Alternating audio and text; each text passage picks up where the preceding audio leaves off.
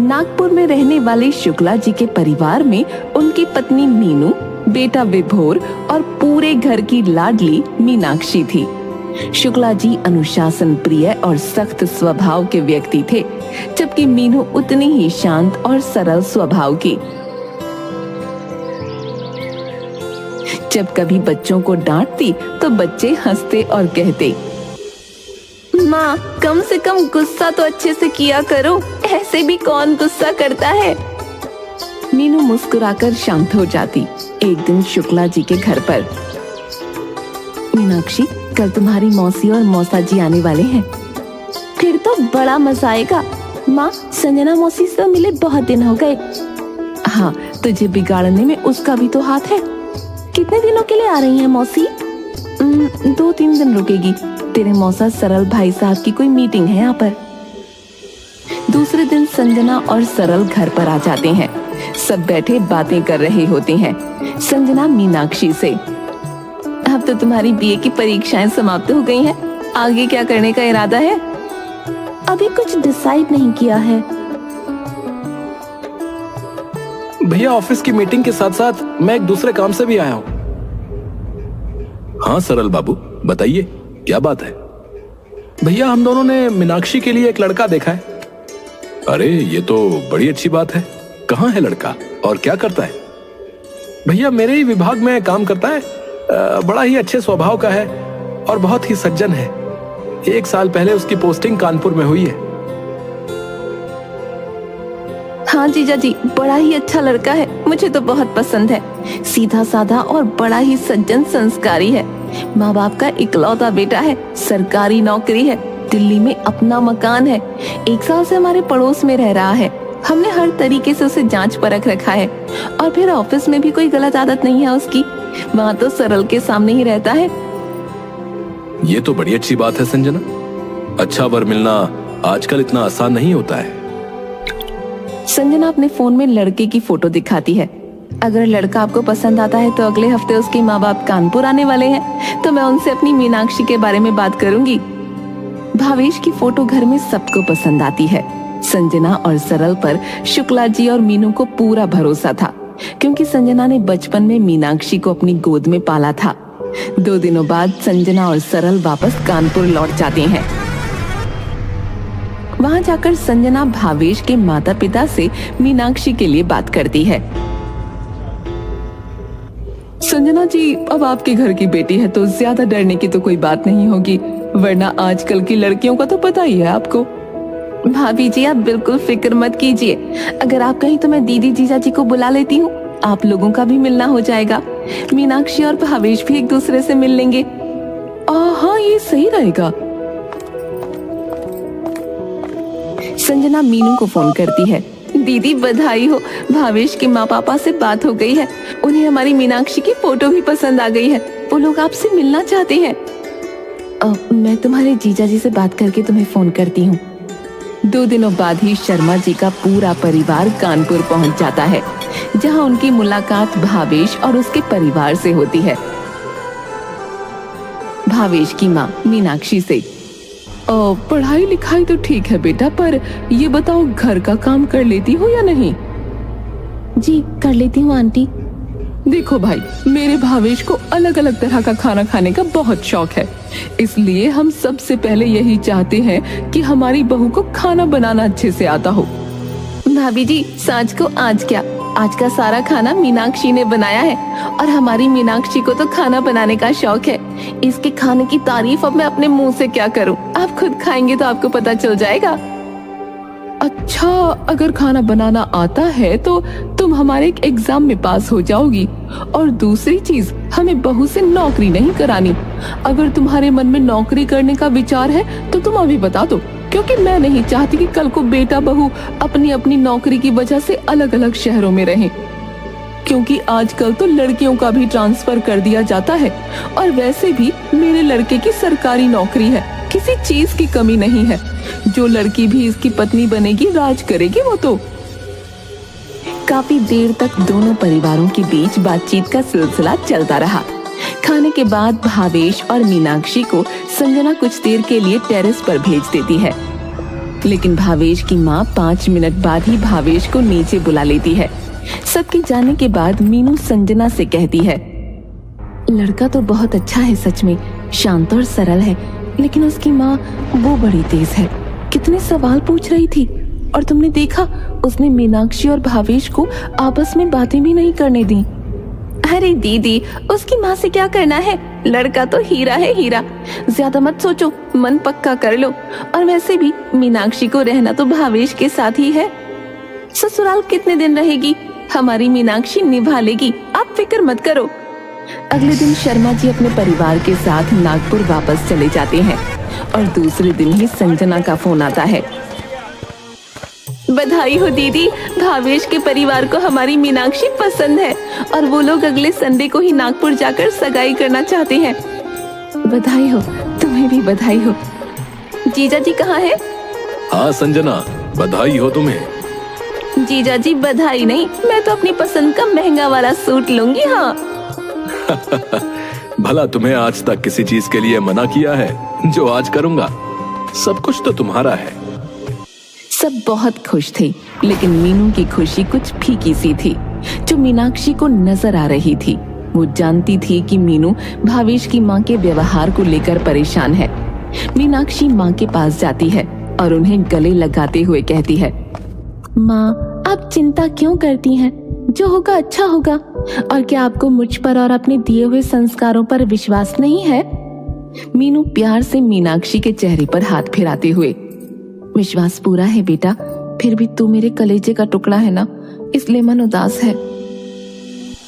जल्द ही मीनाक्षी और भावेश की सगाई हो जाती है और शादी की तारीख भी 2 महीने बाद की निकलती है। मीनाक्षी और भावेश के बीच फोन पर बातें शुरू हो जाती हैं। इन 2 महीनों में वो दोनों एक दूसरे को काफी अच्छे से जान चुके थे। शादी के बाद मीनाक्षी 15 दिनों तक अपने ससुराल में रहती है, पर उसे हमेशा भावेश की माँ से डर लगता था। एक दिन भावेश की माँ मीनाक्षी को बड़े प्यार से अपने पास बिठाती है। क्या बात है मीनाक्षी, तुम हमेशा मुझसे डरी डरी क्यों रहती हो? नहीं, ऐसा तो कुछ भी नहीं है मासी माँ जी। बेटा मैं जानती हूँ मेरा स्वभाव थोड़ा कड़क है, लेकिन जो कुछ भी है मैं साफ साफ कहने में विश्वास रखती हूँ। भावेश मेरा इकलौता बेटा है, मेरा सब कुछ, और आज से मेरा बेटा भी तुम्हारा है। जितना प्यार मैं उससे करती हूँ उतना ही तुमसे भी करूंगी, लेकिन ये सब तब हो सकेगा जब हम दोनों के संबंध अच्छे होंगे, क्योंकि हम दोनों के बीच के संबंध का अच्छा होना भावेश के लिए बहुत जरूरी है और मैं अपने बेटे को कभी दुखी नहीं देख सकती। माँ जी, मैं आपको शिकायत का मौका कभी नहीं दूंगी, आप मुझ पर भरोसा कर सकती हैं। तो फिर आओ, इसी बात पर मेरे गले लग जाओ। मीनाक्षी थोड़ा झिझकती हुई भावेश की माँ के गले लगती है, लेकिन भावेश की माँ मीनाक्षी को दिल से गले लगाती है, जैसे मीनू उसे लगाती थी। दोनों की आंखें नम हो जाती हैं। जल्द ही मीनाक्षी और भावेश कानपुर चले जाते हैं। संजना स्टेशन पर, तो आप हैं हमारी नई पड़ोसन? ये सुनकर मीनाक्षी जोर से हंसने लगती है। हाँ, मैं हूँ आपकी नई पड़ोसन। संजना मीनाक्षी को घर व्यवस्थित करने में पूरी मदद करती है। कुछ ही दिनों में सरल का ट्रांसफर आगरा हो जाता है और संजना और सरल आगरा शिफ्ट हो जाते हैं। अब मीनाक्षी थोड़ी अकेली पड़ जाती है। संजना, मौसी के जाने के बाद तुम सारा दिन घर पर बोर हो जाती हो। एक काम क्यों नहीं करती, एमए का फॉर्म भर दो, क्योंकि पढ़ाई इंसान को हमेशा इतनी जरूर करनी चाहिए कि कभी जरूरत के समय उसके काम आ सके। आप सही कहते हैं, मैं भी यही सोच रही हूँ कि क्या करूँ। ठीक है, मैं एमए का प्राइवेट फॉर्म भर देती हूँ। दूसरी तरफ मीनाक्षी के भाई विभोर की भी शादी तय हो जाती है। मीनाक्षी और विभोर की पत्नी उर्मिला की आपस में बहुत अच्छी दोस्ती हो जाती है। दोनों रोज फोन पर बातें किया करती थीं। मीनाक्षी विभोर की शादी के लिए मायके पहुंच जाती है और जल्दी ही मेहमानों का आना शुरू हो जाता है। अरे मीनाक्षी, साल होने को आया तेरी शादी को, अब हमें नानी बना दे जल्दी से। मीनाक्षी मुस्कुराकर चली जाती है। शादी में बहुत चहल पहल होती है, लेकिन सब मीनाक्षी से यही बात पूछ रहे होते हैं। जानते हो, सब एक ही बात पूछ रहे थे कि बच्चा कब कर रही हो, बच्चा कब कर रही हो। पहले अपना एमए तो कंप्लीट कर लो, क्योंकि पढ़ाई और बच्चा दोनों संभालना मुश्किल है। हाँ, मैं आपकी बात से पूरी तरह से सहमत हूँ।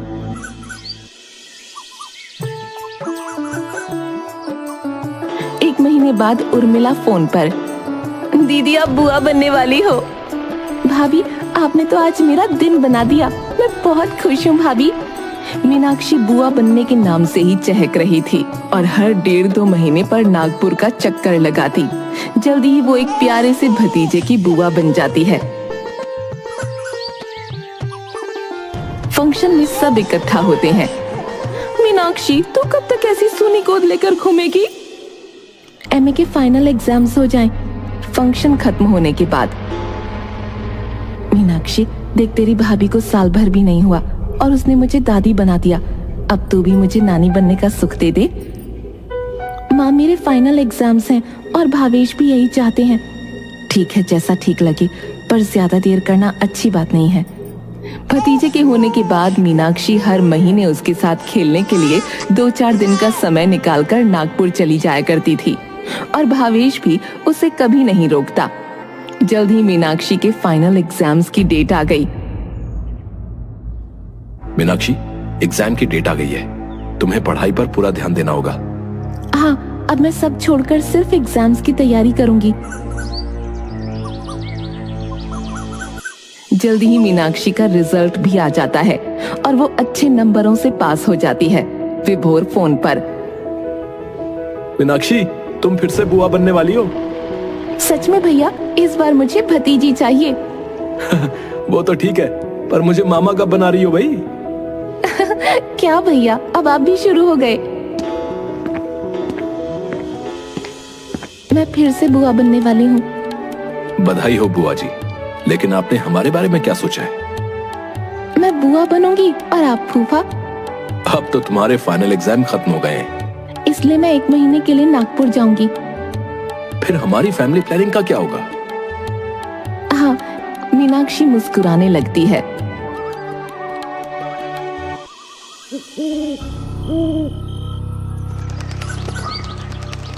काफी समय बीत जाता है, लेकिन मीनाक्षी और भावेश को निराशा ही हाथ लगती है। भावेश चलो ना, आप डॉक्टर के पास चलते हैं। माँ का फोन आया था, वो भी यही कह रही थी। ठीक है, अगर तुम्हारी और माँ की यही मर्जी है तो हम कल डॉक्टर के पास चलेंगे। दोनों डॉक्टर के पास जाते हैं। डॉक्टर बहुत सारे टेस्ट्स करवाते हैं और 1 हफ्ते बाद टेस्ट्स की रिपोर्ट आने वाली होती है। भावेश ऑफिस से घर आता है। आप रिपोर्ट्स ले आए? नहीं, रिपोर्ट्स 4 दिन के बाद आने वाली है। मेरा सर बहुत दर्द कर रहा है, 1 कप चाय पिला दो। इतना कहकर वो अपने कमरे में चला जाता है। थोड़ी देर बाद मीनाक्षी चाय लेकर भावेश को देने के लिए कमरे में जाती है और तभी उसके कानों में भावेश की आवाज आती है।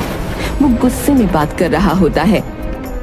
माँ, तुम्हारा दिमाग खराब हो चुका है, तुम दूसरी शादी की बात कर रही हो। कमी उसमें नहीं, मुझ में है।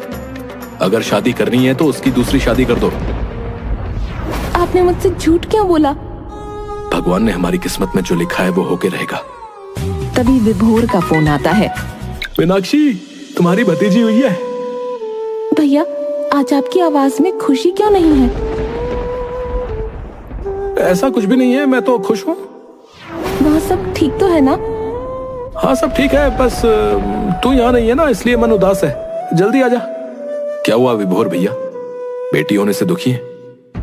मैं जानती हूँ, वो बेटी के होने से दुखी नहीं है, वो मेरी गोद सूनी होने से दुखी है। अच्छा छोड़ो ये सब और तैयारी करो।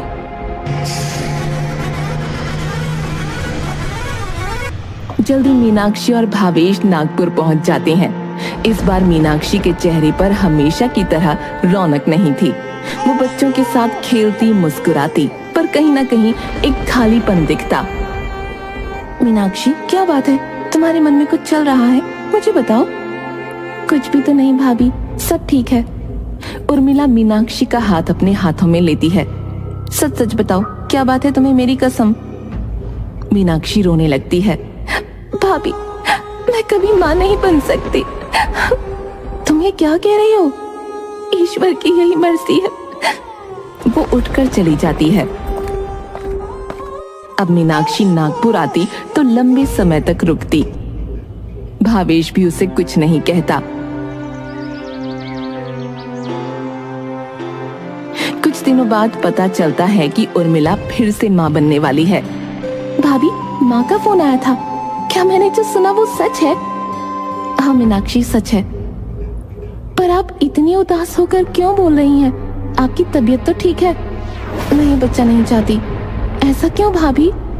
तुम्हें तो पता है तुम्हारे भाई की तनख्वाह कितनी है। उसमें 2 बच्चों का ही पढ़ना मुश्किल है। हम तीसरे की जिम्मेदारी कैसे उठाएंगे? अगर बेटी हो गई तो क्या करेंगे? इतनी सी बात, अगर बेटी हो गई तो मुझे दे देना।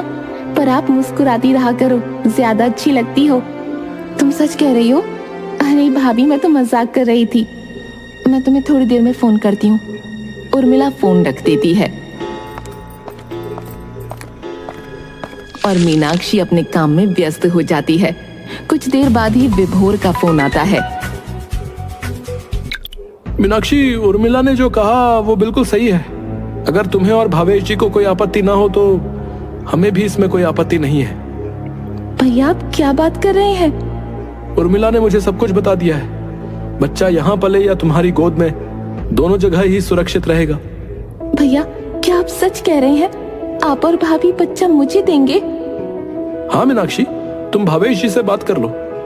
मीनाक्षी फोन रखती है और भावेश को सारी बात बताती है। भावेश भी बहुत खुश हो जाता है। दोनों नागपुर जाने की तैयारी कर रहे होते हैं। तभी मीनाक्षी को भावेश की अलमारी से अपनी और भावेश की मेडिकल रिपोर्ट्स मिल जाती हैं। मीनाक्षी रिपोर्ट्स भावेश के सामने रखती है। आपने मुझसे झूठ क्यों बोला? आपने ये क्यों कहा कि कमी आप में है, जबकि कमी तो मुझ में है? मीनाक्षी, अगर मैं ये कहता कि कमी तुम में है तो सब मुझ पर दूसरी शादी के लिए दबाव डालने लगते, और मैं ऐसा कुछ भी नहीं करना चाहता हूं, क्योंकि मैं तुमसे बहुत प्यार करता हूं।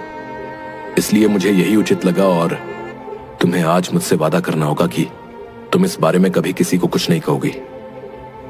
मीनाक्षी भावेश के गले लगती है। आज उसके मन में भावेश के प्रति जो प्रेम था वो एक ईश्वरीय रूप में परिवर्तित हो चुका था। दोनों नागपुर जाते हैं। इस बीच मीनाक्षी उर्मिला के पास ज्यादा समय बिताती है और महसूस करना चाहती है कि जो सुख उसे ईश्वर ने महसूस करने नहीं दिया। जल्द ही उर्मिला की तीसरी डिलीवरी का भी वक्त आ जाता है। मेडिकल प्रॉब्लम्स की वजह से डिलीवरी में बहुत तकलीफ हुई। बधाई हो, आपके घर लक्ष्मी आई है। माँ और बच्चा दोनों कमजोर हैं, उनका ध्यान रखने की बहुत जरूरत है। माँ बनने की बधाई हो। आपको भी पिता बनने की बधाई हो। अस्पताल में बच्चे को अलग कमरे में रखा जाता है। मीनाक्षी पूरा समय बच्चे के कमरे के बाहर ही रहती है। उर्मिला का ध्यान रखने के लिए विभोर होता है। 10 दिनों के बाद उर्मिला और बच्चा दोनों खुशी खुशी घर आ जाते हैं। मीनाक्षी उर्मिला के पास जाती है। भाभी, गुड़िया मुझे दोगी ना? उर्मिला दबी जबान में बोलती है, आपकी ही है। बच्ची बहुत कमजोर थी, इसलिए उसे ज्यादा वक्त उर्मिला के साथ ही रखा जाता था। लेकिन उर्मिला का लगाव बच्चों से बढ़ता जा रहा था और इसका एहसास मीनाक्षी को हो रहा था। मीनाक्षी माँ से, माँ, मैं चाहती हूँ कि गुड़िया के साथ पूजा में मैं और भावेश बैठें। नहीं दीदी, पूजा में तो मैं और आपके भैया ही बैठेंगे गुड़िया के साथ। पूजा के बाद गुड़िया मुझे दे दोगी ना भाभी? गुड़िया अभी बहुत छोटी है, उसे अपनी माँ की जरूरत है। उर्मिला की ये बात सुनकर सभी लोग दंग थे। मीनाक्षी प्यार से उर्मिला का हाथ पकड़ते हुए, भाभी, मैंने डॉक्टर से बात कर ली है। उन्होंने कहा है कि अब कोई दिक्कत नहीं है। उर्मिला गुस्से में मीनाक्षी का हाथ झड़कती है। डॉक्टर से ज्यादा उसकी माँ को पता है। हाँ, तो उसकी माँ ही तो कह रही है कि उसको कोई दिक्कत नहीं है। सिर्फ माँ के कहने से कोई माँ नहीं बन जाता। उसे जन्म दिया है मैंने। आपको जब दिल चाहे यहाँ आकर खिला सकती हैं, लेकिन मेरी गुड़िया मेरे पास ही रहेगी। मीनाक्षी के तो पैरों तले जमीन ही सरक गई। भावेश ने उसे संभाला। भावेश की भी आंखों में आंसू थे, क्योंकि मीनाक्षी और भावेश दोनों ही पिछले कुछ महीनों में गुड़िया के साथ अपनी जिंदगी सजा चुके थे। दूसरे दिन सुबह मीनाक्षी फिर उर्मिला के पास जाती है।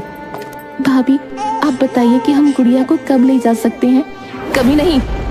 ऐसा न कहो भाभी, मैं गुड़िया के बिना मर जाऊंगी। महीने भर उसके साथ रहकर आप मर जाएंगी। मेरे बारे में सोचिए, मेरा क्या होगा? मैंने आपसे बार बार पूछा था, आपने ही कहा था कि आप गुड़िया को मुझे दे देंगी, और आप पीछे हट रही हैं। मेरी बच्ची है, मैंने उसे जन्म दिया है, 9 महीने अपनी कोख में रखा है। मैं उसे खुद से अलग नहीं कर सकती हूँ, और आप भगवान के लिए अपने घर वापस चली जाइए। मीनाक्षी बच्ची के सर पर हाथ फेरती है और कमरे से बाहर निकलने लगती है। सामने से विभोर और माँ मीनाक्षी को देख रहे होते हैं, पर किसी की भी हिम्मत नहीं थी कि वो मीनाक्षी से कुछ कहें। कानपुर वापस जाकर मीनाक्षी एक जिंदा लाश बन जाती है। कुछ दिनों बाद विभोर कानपुर आता है और मीनाक्षी की हालत देखकर बहुत रोता है। चलते समय उसे सीने से लगाकर बोलता है, मैं तो तुम दोनों से माफी मांगने के लायक भी नहीं हूं। जल्दी से ठीक हो जा, नहीं तो मैं अपने आप को कुछ कर लूंगा। मैं खुद से नजरें भी नहीं मिला पाता हूं। मीनाक्षी, हमें इस कड़वे सच को अपनाना होगा और इसके साथ ही जीवन बिताना होगा। मैंने एक स्कूल में तुम्हारी नौकरी की बात की है, तुम वहां पढ़ाना शुरू कर दो। व्यस्त रहोगी तो तुम्हें अच्छा लगेगा। आप जैसा कहते हैं मैं वैसा ही करूंगी। मीनाक्षी स्कूल में पढ़ाने लगती है और शाम के समय बच्चों को मुफ्त में घर पर ट्यूशन देना शुरू कर देती है। अब मीनाक्षी और भावेश ने बच्चों के बारे में सोचना बंद कर दिया था, लेकिन मीनाक्षी के कानों में उर्मिला के कहे कड़े शब्द आज भी कभी कभी गूंज उठते थे। एक रात दरवाजे की घंटी बजती है। इतनी रात को कौन आया होगा? चलो चलकर देखते हैं। भावेश ने दरवाजा खोला तो सामने भावेश की माँ और पापा खड़े थे। उनकी गोद में एक बड़ी बड़ी आंखों वाली गोल मटोल प्यारी सी 6-7 महीने की बच्ची थी। माँ, ये कौन है और किसकी बच्ची है? तुम दोनों की बच्ची है। आपको पता ना, मुझे ऐसा मजाक बिल्कुल भी पसंद नहीं है। ये मेरे चचेरे भाई की पोती है। उनके बेटे और बहू की एक सड़क दुर्घटना में मौत हो गई और इस बच्ची का कोई नहीं है। इसकी मौसी इसे कानूनी तौर पर गोद लेना चाहती है, लेकिन उसके परिवार वाले तैयार नहीं हैं। इसलिए मैंने अपने भाई से कहा कि वो कानूनी तौर पर ये बच्ची तुम दोनों को गोद दे दे, और वो मान गए। इसलिए ये तुम दोनों की बच्ची है। मीनाक्षी खुशी से बच्ची को गोद में लेती है और उसे अपने सीने से ऐसे लगाती है मानो वो सच में उसी की कोख से जन्मी हुई हो, और उस बच्ची को सीने से लगाकर उसे अपनी तरसती ममता में सुकून सा महसूस होता है।